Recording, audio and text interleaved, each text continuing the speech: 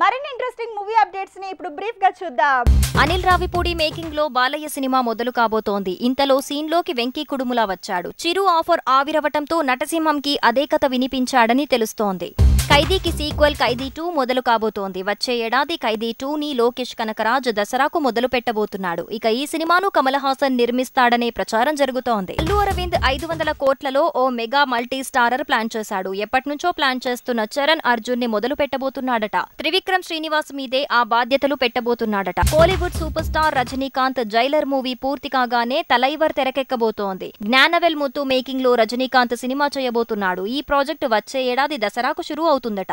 Natural star Nani hit 4 లో నటించబోతున్నాడు. Hit 3 లో మాత్రం సత్యదేవ్ హీరో అని తెలుస్తోంది. ఇక ప్రాజెక్ట్ హిట్ లో విశ్వక్సేన్, సత్యదేవ్, అడవిశేష్ కలిసి నటిస్తారనే సమాచారం అందుతోంది. చిరంజీవి వాల్తేరు వీరయ్య టీం నిన్న టైటిల్ టీజర్ ని వదిలింది. ఇప్పుడు టీజర్ ని రిలీజ్ చేయబోతోంది. క్రిస్మస్ స్పెషల్ గా టీజర్ రాబోతోంది. పవన్ కళ్యాణ్ తో క్రిష్ తీస్తున్న మూవీ హరిహర వీరమల్లు. ఈ ప్రాజెక్ట్ పెండింగ్ షూటింగ్ 2 నెలల్లో పూర్తి చేస్తారట. జనవరిలోగా ఈ సినిమా షూటింగ్ కి గుమ్మడికాయ కొట్టేస్తారట.